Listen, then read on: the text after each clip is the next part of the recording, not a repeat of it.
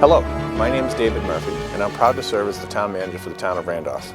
Thank you for joining us for the first episode of Randolph in Action, a behind-the-scenes look of your local government at work. This will be an ongoing series, shot in conjunction with our friends at RCTV, that shows the residents and taxpayers their tax dollars at work. Our first episode is going to be taking a look at the snow plowing operation at the Department of Public Works. We're going to be meeting with Superintendent Brewer to get a behind-the-scenes look of the planning and the operation during the winter season. Let's go take a look inside. Hey, Rich. Hey, Dave. How are Appreciate you? you taking the time today. Yep. I know you're very busy. Yep. No So, problem. long before the winter snow flies, there's a tremendous amount of planning and preparation that goes in to the snow plowing operation. We're here with Rich Brewer, new DPW superintendent, to talk a little bit about what goes into the operation from a planning perspective. But Rich, before we get into that, I know you've been involved with a large number of community efforts and affiliations. You served on the council. But tell us a little bit about your professional background that led you to the DPW superintendent's position and your experience in snow plowing. Yep. Well, I had Right Way Construction, which my son now runs. I would do snow removal and plowing in the winter, and I would do general construction in the summer seasons. A lot of the state agencies that we would do snow removal for, and we covered a great region. We did a lot of state hospitals. With the job opening, I decided that I would put my name forward, that I thought I had enough experience, 35 years in the snow removal business, and managing personnel up to 50 people according to the different jobs. We did a lot of union work, so I figured with my experience with that would make me a key candidate for the position of the DPW superintendent for the town. Now, you've also served on the DPW board as well, too. You're an elected representative there, too. How many years did you serve on the DPW board? I served on the DPW board for 14 years. So you're intimately familiar with all of the operations, including the snow operation coming into this position.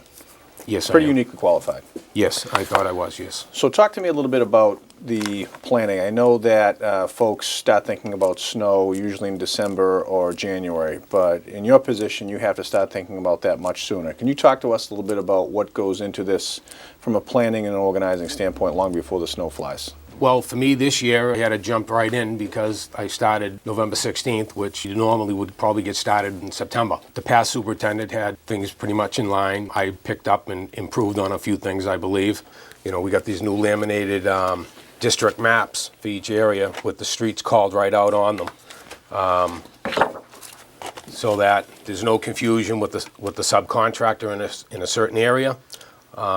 They're laminated so they can keep them and they won't get fouled up with the weather. I think that's a big improvement to, a person calling in and saying, hey, my street was missed or whatever. So I think that will help eliminate some of the confusion with a contractor on a route, especially when there's whiteout conditions and that kind of thing. Talk to me a little bit about the storm prep from a sand and salt perspective. There's a lot of material that goes into fighting a storm. I know people think mostly about the plows, but talk to me about what you need to do from a standpoint of preparing from a material standpoint. From a material standpoint, just this past storm, we probably ran off 10 trailer loads of salt. And some of it goes into the mix pile. What we do is we'll take some of the raw sand that we purchase from T.L. Edwards and Avon. Then the salt that we get is from Eastern Minerals, which is a consortium bid through Norfolk County. All the different towns in the county with the large quantities get the better price. So salt price is very, very good, well below the market rate. And we will, prior to a storm, we'll start mixing up sand and salt. So we have that towards the end of the storm when we're trying to provide traction for the residents in the side streets and things.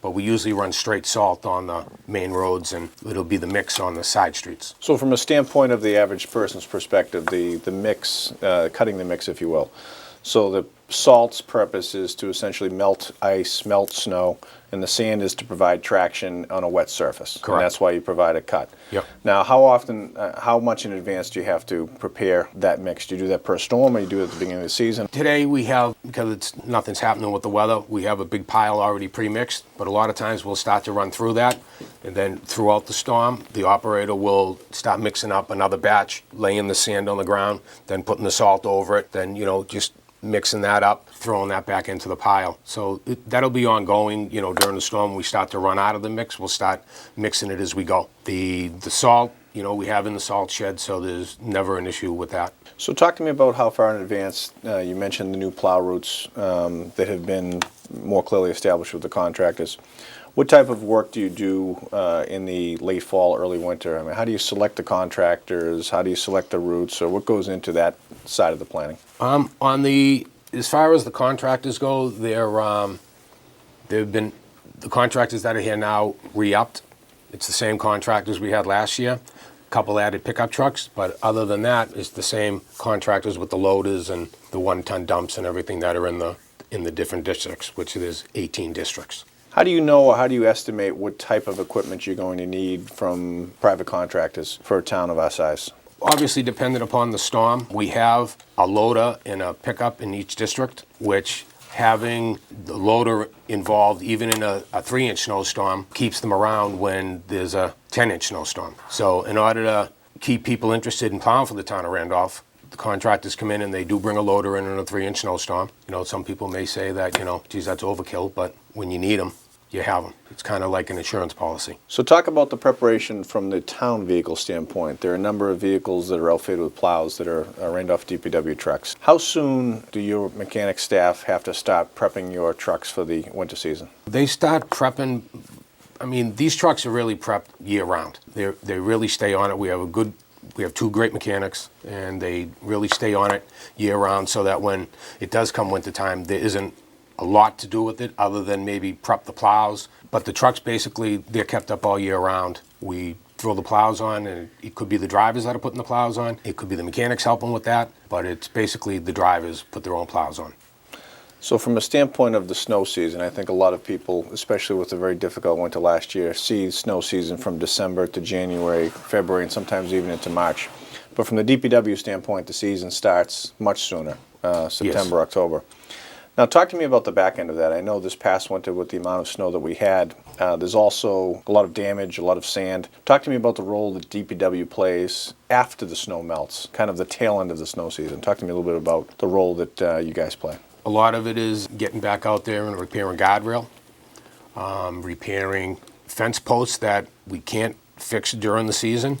But a lot of times, if we do cause damage to a fence, which we've already done that on a couple of the small storms, we will replace pickets and rails if we can. But as far as the posts, where they're in the ground and they're frozen, if there's a broken post, we wait till springtime. But if we broke some pickets or rails, we would probably do that 2-3 days after the storm. If we break a mailbox, we know how important mail is to the residents, so we go back out there. If we can get the post out of the ground and sink another post, we'll do that. If we can't, we'll provide a 5-gallon bucket with a post in concrete and with a temporary mailbox on there temporarily until we can get, something in the ground. So it's safe to say that snow season really lasts from maybe September, October through maybe even April in DPW based on the amount of planning that goes into it, the actual operation, and then the cleanup efforts as well. Yeah, September to April 15th is usually the number. And then the real busy season starts after that, right? Oh, yeah, it does. So let's talk a little bit about equipment, and I know we'll have an opportunity to see some of the equipment that the DPW uses, and I know that you've added some equipment, you have some ideas about some of the new equipment that can be used better in some of the sidewalk areas as well, too, which is a very important part of this operation that we're going to get into. But why don't we go out and take a look at some of the equipment that you've used, that you plan on using this winter? Sure.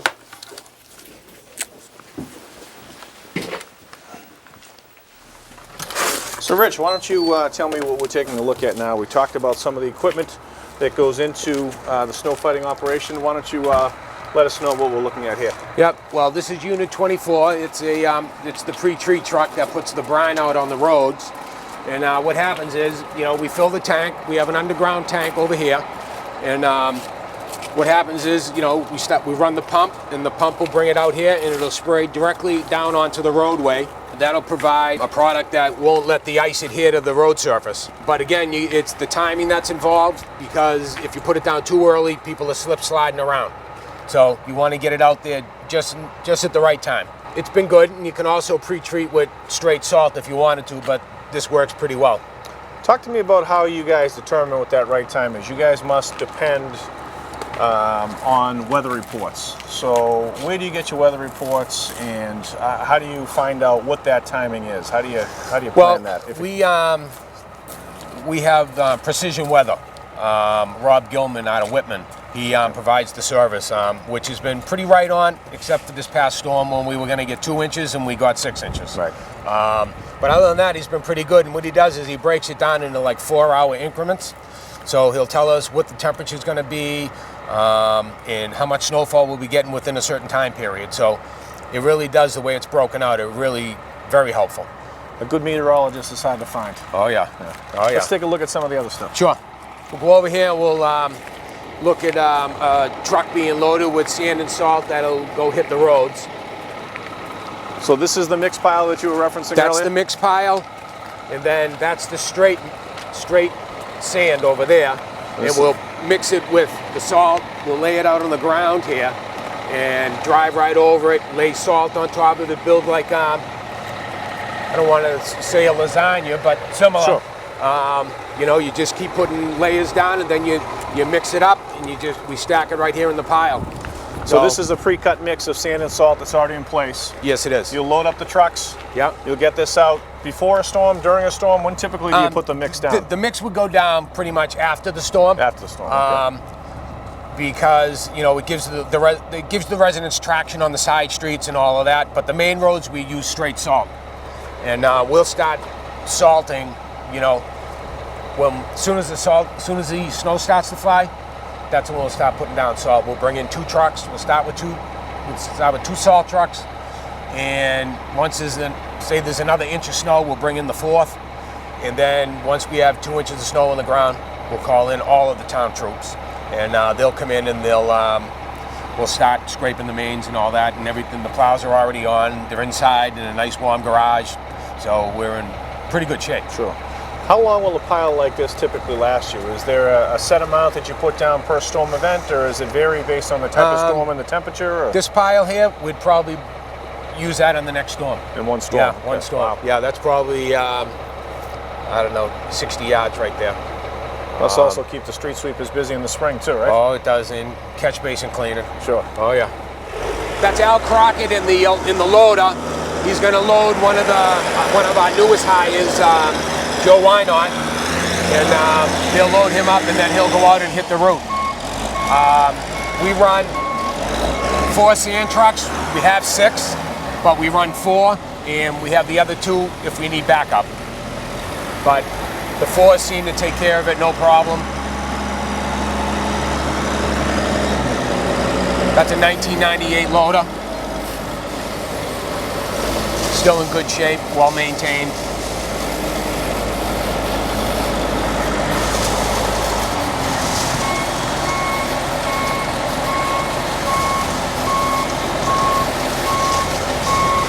So how long will an average load last? He gets a full truckload there?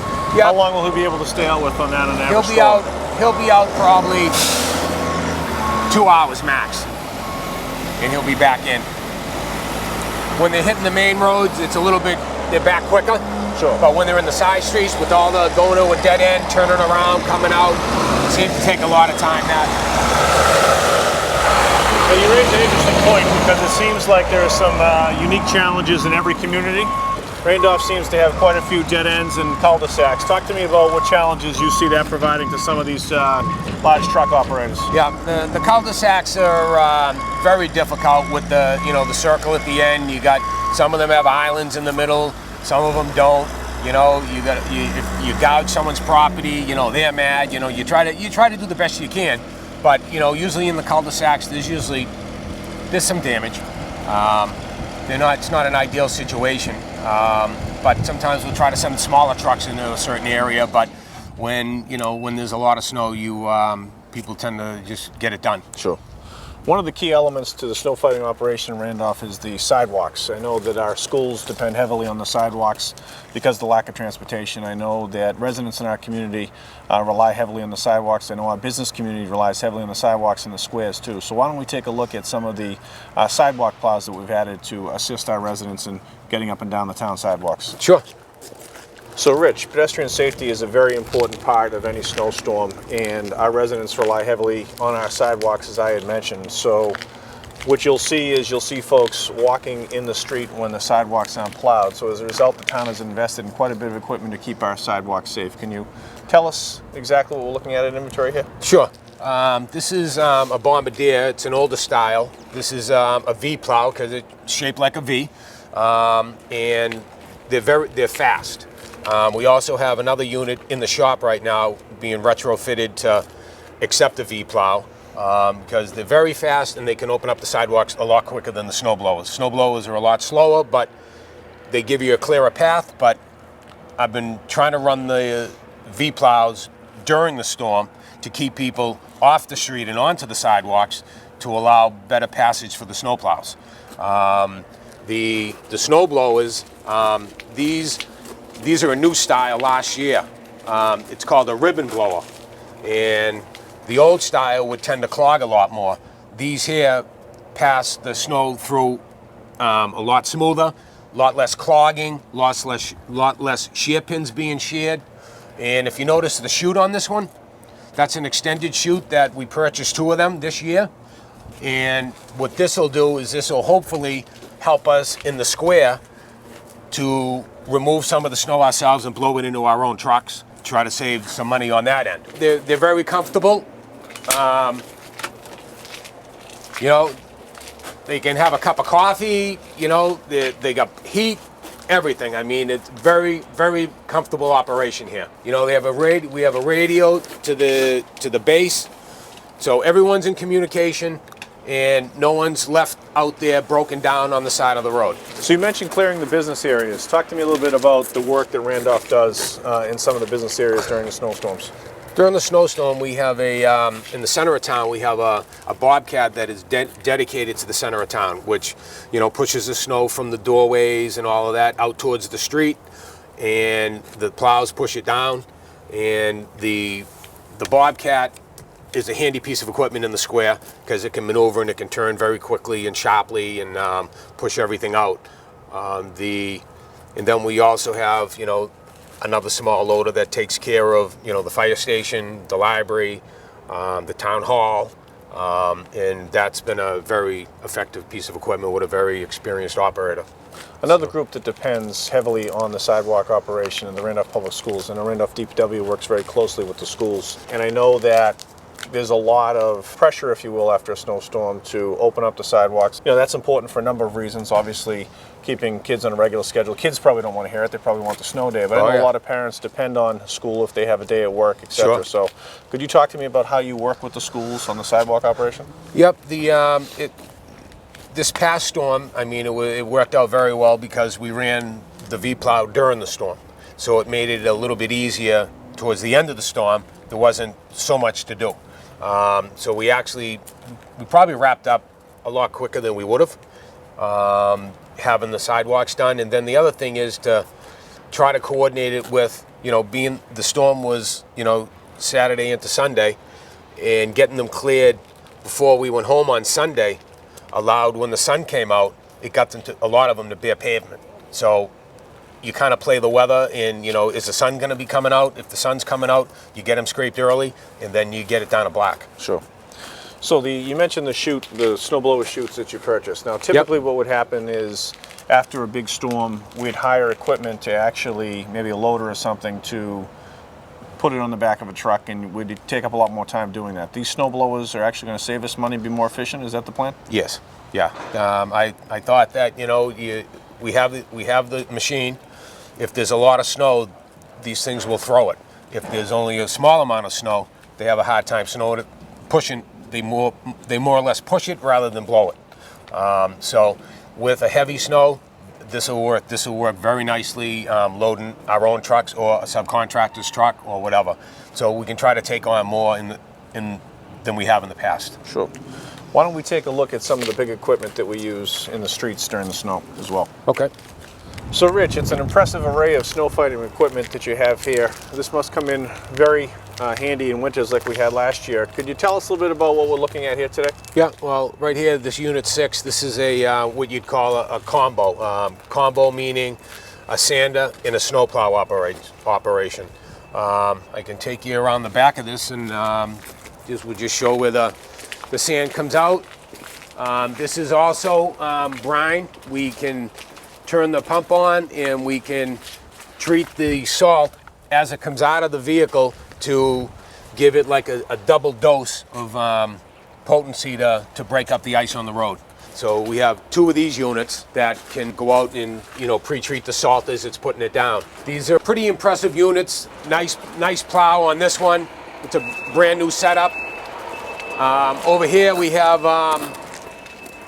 it's a catch basin truck, but it doubles as a snow plow for the winter. That's a nice unit also. And now we get over here into the 2 of the newer units. This one brand new, and another brand new unit over here. So these are the trucks that were bought through the capital improvement plan? Yes. I think the town council has been very supportive of the capital improvement plan. I think they understand the need for reliability. If you had older trucks breaking down in a large blizzard, I'm sure we'd all hear from folks that didn't get services. So I certainly appreciate the support that they've given us in the capital improvement plan. These are certainly good-looking vehicles. Having the tools to work with is key. You got to do more with less. And having the equipment with the manpower, this is it's key. Every truck's equipped with a radio. So, if we need them to hit a certain route or start in a different order than the streets that they're hitting, we can do that just by, catching them on the radio. If someone breaks down or has an issue, or they see cars that are in the road which really impede the ability to plow a roadway.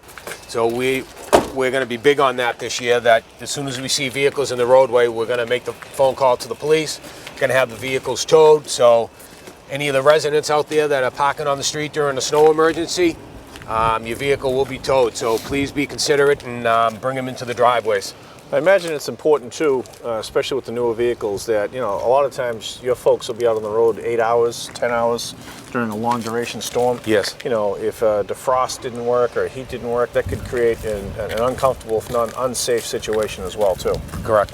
Yep. So I imagine those new trucks are also very necessary from a functional standpoint. Oh yeah, I mean, and it keeps, when the drivers are operating new equipment, obviously the morale is high. They really like that. Obviously, you put them in a truck where it's not blowing real warm, and it makes for a rough night. Well, sure. So, no, all the support of the council is greatly appreciated. And walking over here, we have 2 loaders here, one with a blade and the town loader right here with the bucket, which we do have a blade for also that will go out. But this one here is a rental. It's basically an insurance policy that when if we had a winter like we had last year, this would become a big necessity. This is actually the sister to the loader that we had last year from New England Rentals. It's an insurance policy, and it's out there. It's a fast machine. This loader here, this will go out during the snowstorm also. We'll put a blade on that and take the bucket off. But today it was load and process. We were doing a little bit of work up at the North Randolph Fire Station. How difficult is it to switch out the bucket to the blade? How much work goes into that? It's pretty easy. It's a lever inside, and it just retracts the pins. Bucket lays on the ground. You go over, and you scoop right onto the blade. It's pretty easy, and we can look at this one, and then we can go over to this one. So it just basically grabs the blade, curls it up, and then the pins go through hydraulically right here. There's a hydraulic piston there, and that'll push the pins right into where they go. Pretty nice when you don't have to get out of the machine to do any of that. Sure. You can go from a plowing operation to loading a truck or whatever you needed to do in a hurry. So it seems as if from a planning and organization standpoint, you guys are ready to roll. Why don't we take a look at how things work from an organizational standpoint once the snow starts to fly? What we're going to do today is make the road safe, make sure that people can get home, go to work, make sure any kind of emergency vehicles can get to where they're supposed to go. This is just one phase of what we do down here. Right now we're going to head out with a load of mix on. And what we're going to do is some of the bad hills, where people wouldn't be able to get up or down, and we just got loaded now. You can see the roads right now. All we've been doing now is just treating them with just salt and sand. Main roads basically with salt, and the main roads would be the ones that are used the most. And that's why you see so much snow still on the ground. Once we treat it, we get to a certain point, then we start to plow it. As you can see across the street, there are a few plows that are out right now, just so that the traffic can get by. 00 West Street's all set if you come from North Main Street. Now you just heard on the radio that one of the guys that are plowing right now is telling a sander that they just plowed a road. Now what he's calling for is a sander to come down and put material down to keep that road, as we call it, wet. Now this snow here is a heavy wet snow. Makes it more difficult because the wires get weighted down, and also the branches. And sometimes they fall on top of the wires, causing the branch and the wires to break off. Now if you look to the right up here, there's another one of our guys doing another street, and he's working in tandem also. We try and make sure we get the hills first, and then if we have time, we'll do the flat roads. Otherwise than that, we have to hook up and plow, because obviously the hills are more dangerous in this type of weather. Now when we start the sand, I have to set the PTO, which is down here, and what that'll do, that'll engage the sander itself. And then from over there, here's our levers here. You pull that down, that puts it into a chain in the back. And what it's doing is it's sending the sand and salt out the back of my truck, and there's another lever here that spreads it out to what you need. And these two dials here, and they tell you how much we spread it out and how fast it comes out. So we can slow it down, we can speed it up. Now as you can see, all these roads are completely covered over with snow. So what we're doing now is I'm putting sand and salt down to give any residents traction so that at least they can get out of their home and go to where they have to go.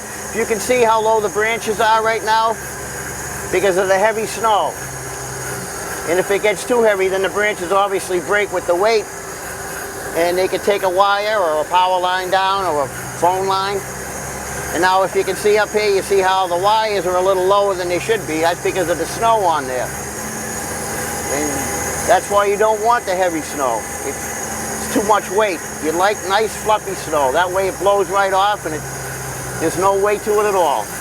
Now as we're driving, I'm sanding at the same time. This is one of the hillier sections of town. It's an old neighborhood, so the roads are narrow, and you got to be careful.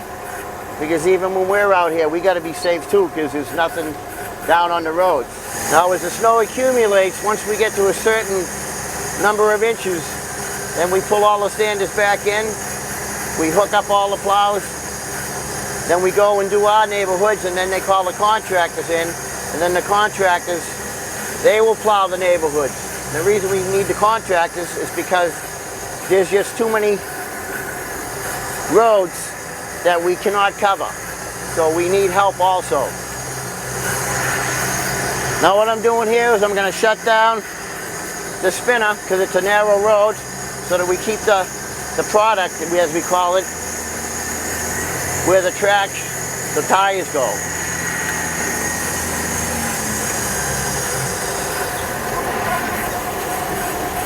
Then as we get down here, I need to turn around, so this is my lever to turn off the sander itself. And then as I'm backing up, I'll turn it back on to give myself traction so that I don't get stuck going back or going up. Now if you look in front of us, there's a plow in front of us. And he's picking up all the heavy snow, as you can see. And you can see how he's scraping down to the bottom because we have the product on there. He's coming along, he's scraping too. That's Chen. Here's a third one. We usually go in tandem, which is usually 3. This is another guy. Okay, here we are now. We're behind the tandem trucks. And what they're doing now is they're widening the road. And the reason that we have the 3 trucks is because 1 truck and 2 truck will not reach the curbing, which is the edge of the road. So with the 3 trucks, when they go back and forth, we get a complete sweep. We get the snow off it. The last truck, we call him the gutter rat. That's because he's in the gutter. He's got the job that he's got to be more careful in the front too, because he's got all the obstacles basically. He's got telephone poles, mailboxes, fire hydrants. He's got driveways that stick out too much. Maybe there might be trash there. As we're driving in the middle of the road, how they're not directly behind each other. They have to stagger the plow so that they get all that snow and push it off to the road. We try and be as gentle as we can, but we also have to push the snow off to the road. People don't understand sometimes why a mailbox is hit, or the barrel might get, should I say, destroyed. It's unintentional. But we also have to make sure that we do get it close to the gutter. And the reason we do is because we have to get, there's basins, they're called basins that are on the edge of the road. And that collects all the water. So when it does melt, it goes into the basins and it goes through a piping system and it goes into the reservoir. If we don't clean that basin off, all that water stays in the road and it freezes up. And then we have problems. We're out here to make the road safe, so it is dangerous. You can see right here, there's skid marks. A good example. People sometimes don't understand to slow down. But a big problem is when the contractors plow driveways and parking lots out into the public streets. That should be enforced. That's a big problem, especially when we're done plowing. And then, of course, the contractors are out doing their jobs, which they have to do, but there's a bylaw that they can't plow onto our public property, our public roads and streets, and they do it. There's a branch in the road that's caused from the weight of the snow. Luckily, it's a small one, and it didn't hit any wires. See, we're going back to the highway department. As you can see, the plows are on the machines. They're parked, they're ready to go. Now we just hooked up the plow, and now we're ready to plow the roads. And the product that we put down, we're gonna plow off. We're gonna head down to North Randolph, and I'm gonna team up with my other 2 guys that I usually plow with. Then we go tandem, and we start our route. There's a contractor right now starting in neighborhoods. Town hires those. Now, since we put the salt down, you can see how we can scrape the roads bare to the ground. Without that product being down, we might not get right down to the pavement. We're out here to keep the road safe. People have to understand they have to kind of obey and slow down and let us do our job so that we can make it safe for them. Otherwise than that, they're the ones that are going to be on the side of the road waving us down and trying to help them out. Well, I just hope people understand a little bit more what we actually do out here and how we make it safe for the town residents and anybody else that uses the roads in the town of Randolph. And we get a lot of good guys out here that work hard and they do a good job. So we've seen the sidewalk plows and we've seen some of the larger equipment, Rich. This looks like the mid-range trucks. Talk to me a little bit about what we see here. Yep, these are basically a 1-ton size truck. This one here happens to be one of the patch trucks you can see from the asphalt, you know, all over the bed. And, but these trucks will go out and they'll scrape a lot of the side streets. One may be the lead on, you know, a tandem fleet going down the street, you know, 2 big plows and the small plow leading down the middle lane. This over here is a new unit. That's a F450, brand new Fisher plow. All the plows are Fisher. We've had the best luck with Fisher. Their parts are readily available. We keep a lot on the shelf. We have a company, JC Madigan. They come in every other Wednesday, and they have every part for a Fisher plow on that trailer. And anything we need, we get on a bi-weekly basis. What does an average plow package cost for a truck like this?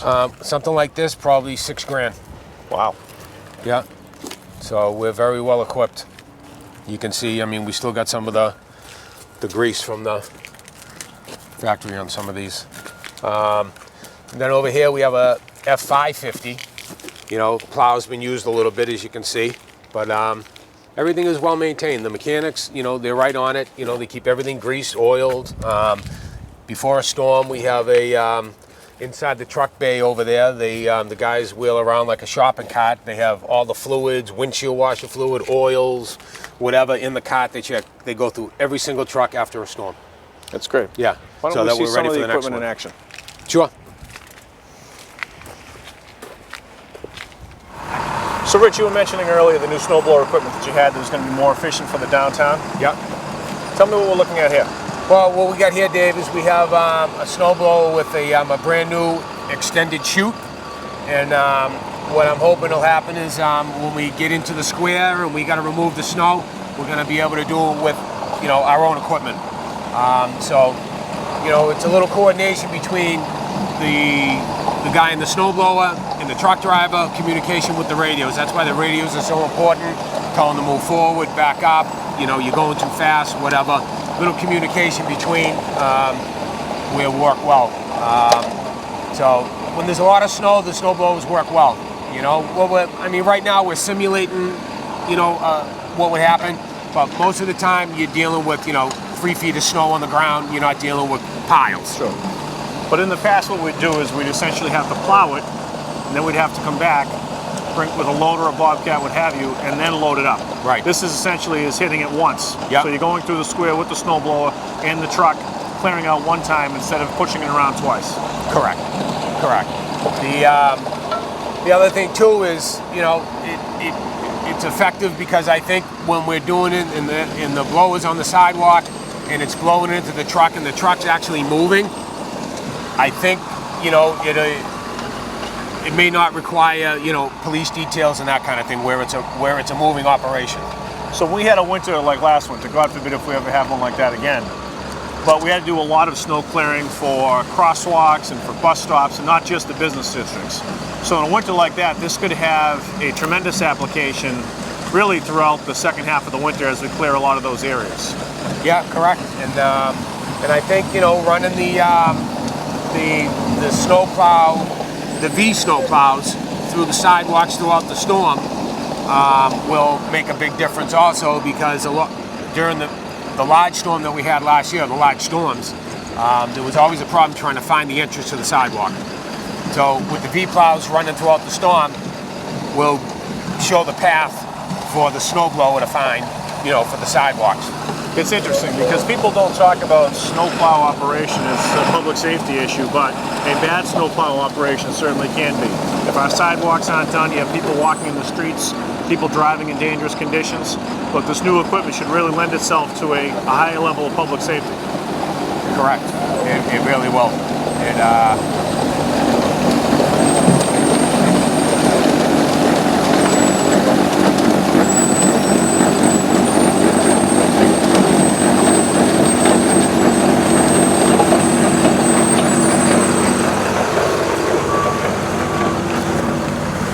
So there's a loaded truck, and if it was an actual snow event, we'd be taking it to a snow farm, which would probably be behind one of the schools or whatever. But, you know, utilizing our own equipment, I think, is key. You know, and there may be, you know, times when, you know, we can't do it all, that we will have to reach out and bring in the subcontractors to do it. Sure. To help us out. It's amazing how powerful those machines are. If you take a look at the swath that they cut through that snowbank in such a short period of time, Yep. These machines in a difficult winter are going to prove to be very helpful. With a great investment. Yeah, they are. They are, and I think the chutes are going to be a key. So I'm hoping that we'll have an opportunity to use them, but not on quite so big storms, you know. But, you know, a nice 8-inch, 10-inch, 12-inch storm, no problem. So Rich, now we're going inside the operational headquarters that in a normal circumstance when it's snowing out would be probably the center of activity. Could you tell me a little bit about what would be going on here during a snowstorm? Yep. Mark Chibanian would be manning the desk. He would me and Artie would conference back and forth, what we wanted to do, who we wanted called in, and Mark would make those phone calls. Mark is the timekeeper, keeps track of everybody's time, contractors coming in, and any operation here, Mark has the answers to it all. Mark fields the calls from the residents, my street hasn't gotten hit yet. Well, we're on it, we're getting there, he'll reach out to the contractor, where are you? Call the resident back, let them know, that, we'll be there shortly. So this becomes the heart of the operation. The requests for service come into here, the contractors check in here, Yep. the DPW folks communicate it through here. This is almost the hub of the operation, the hub of the wheel. Yes, it is. So Mark's job basically is to dispatch really all the requests for service, making sure that the contractors are covering the routes they're supposed to. If there are any additional concerns or complaints by residents, that they're covered by our folks or by contractors as well. Correct, yep, and if there's a cars impeding the snowplow route, Mark will get that phone call. Mark will call the police and say, we need to have a couple vehicles towed. This here is the map of the town, and we have it broken out into 18 districts. And like I said earlier, we have the laminated maps with the streets on it to coincide with 1A, 1, which that shows here. And so there's no mistakes on a resident not getting their street plowed. Sometimes, a resident thinks that their street, is number one on the list. It might not be, but it'll be gotten to, during that route plowing. So I think this will save a lot of confusion. And, we changed last year. We had 16 districts, and we shortened up a couple of them. This was one. We made it now 1A, the town route. The town plows cover this. And this is covered by a contractor, and then the mains are all done by the town trucks. Talk to me about some of the variations that you've seen. You know this town in and out, about the different routes. I mean, imagine the hills of North Randolph must present certain challenges, some of the cul-de-sacs and some of the new developments in other parts of town. In South Randolph, you have a lot of narrow streets. Talk to me about what you've seen in town and some of the challenges that the plow operators face and how you break up the routes. Well, North Randolph is a very difficult area to plow. The roads are narrow. It was basically built as a, like a retreat for the reservoir, back in the day when, this was the place to go to summer. So there were summer cottages, and they've been built to be full-time homes now, and the roads are very narrow, so you have a very, very difficult route to plow. And the contractor that's up there it does a very good job, but it was just too much to, we just broke the 1A away from him, and that helped him out he was able to focus more on some of the hillier areas and difficult area, a lot of hills, a lot of narrow roads, people, parking on the streets, a lot of trouble as far as that goes. Tough route. Do you have to deploy your sand and salt trucks more to those areas with hills? I mean, Yeah. do we treat them differently because of the topography? Yep, on the secondaries, that's probably the first area that we hit is North Randolph. The streets are narrow, all basically on hills. Tough area. We do the best we can, and we'll go back the day after the storm and do some touching up if we need to. Talk to me about a lot of the streets off of Center Street in South Randolph. A lot of those narrow side streets must present some challenges, some real narrow areas there as well. Yep, there's a narrow, and there's a bunch of dead ends. So it's like, you plow down into the area, and you got to back out, maybe hoping you can get into a neighbor's driveway to turn around. But yeah, a lot of those dead ends, pose problems during a big storm when, you got to, rely on backing into someone's driveway to turn around. Now talk to me about the separation between the state's responsibility and the town's responsibility on a plowing operation.